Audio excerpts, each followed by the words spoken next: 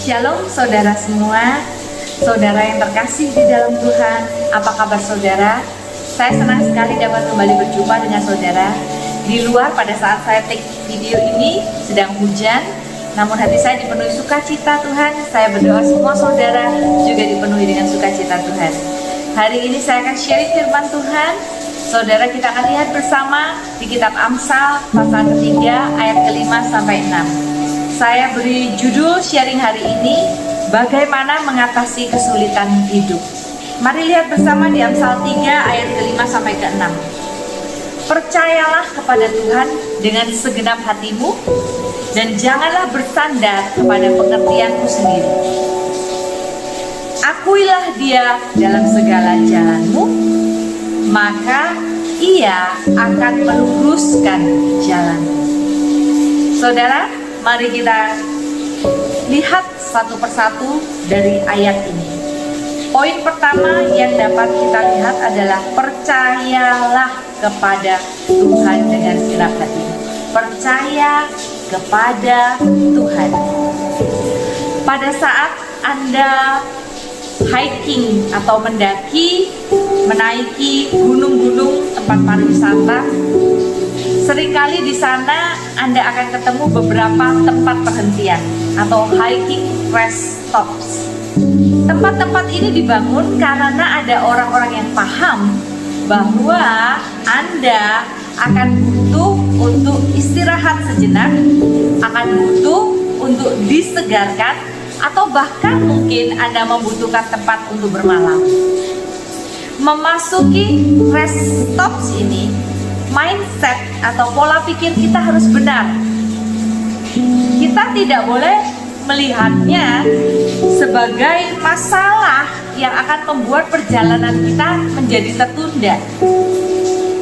Tetapi dengan kita diberi kesempatan istirahat dan kita disegarkan kembali, mungkin dengan minum ataupun makan snacking, saudara, justru Anda akan bisa mencapai puncak dengan baik dan maksimal. Kita juga harus memiliki pola pikir dan mindset yang benar, yaitu pegang firman Tuhan. Apa kata firman Tuhan? Tuhan berkata, percayalah kepada Tuhan dengan segenap hatimu.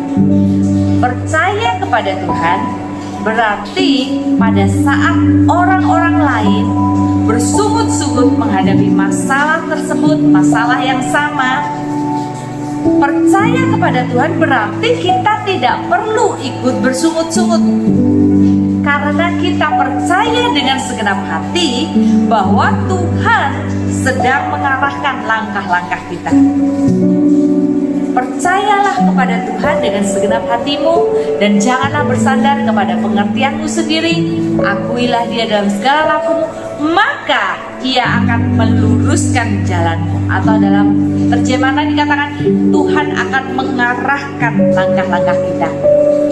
Biarlah lewat ayat-ayat yang kita baca tadi kita menyadari, let God order your steps and let God order your stops. Biarlah Tuhan yang mengarahkan langkah-langkah kita, dan Tuhan juga yang mengarahkan perhentian-perhentian di dalam kehidupan kita. Ingat ya saudara, yang sering tidak kita sadari adalah Tuhan mengarahkan perjalanan kita, tetapi Tuhan juga yang mengarahkan waktu istirahat kita. So saat ini, apakah Anda sedang memasuki masa stops itu, rest stops itu di dalam kehidupan kita?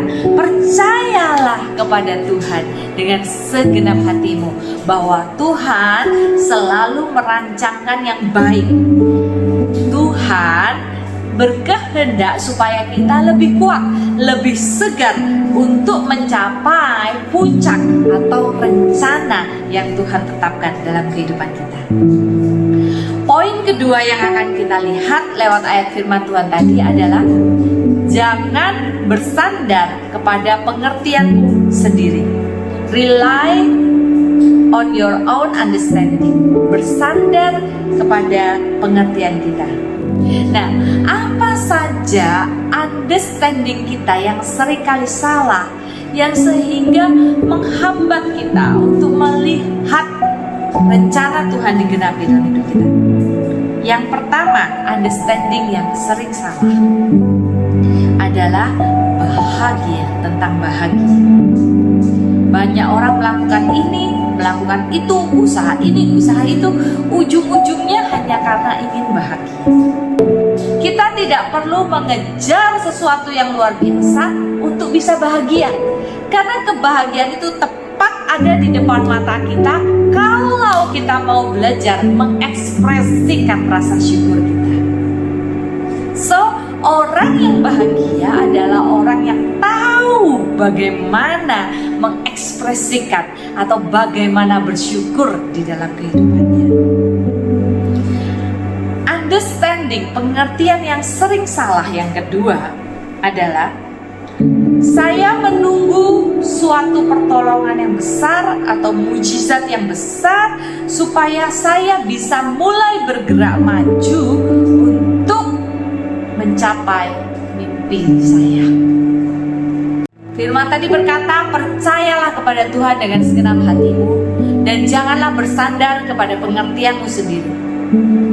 Yang ketiga, akuilah Dia dalam segala lakumu, maka Ia akan meluruskan jalanmu. Selama Anda memulai dengan doa, seek His will, mencari kehendak Tuhan.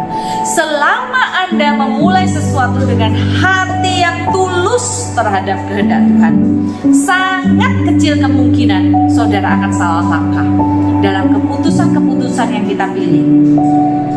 Karena bahkan kalaupun kita salah langkah, ketika kita memulainya dengan doa dan kita memulainya dengan hati yang tulus terhadap kehendak Tuhan, kalaupun kita salah langkah, seringkali Tuhan akan pakai itu, salah langkah itu menjadi suatu rangkaian jalur yang indah menuju kehendak Tuhan bagi kita. Kiranya firman ini menguatkan kehidupan saudara.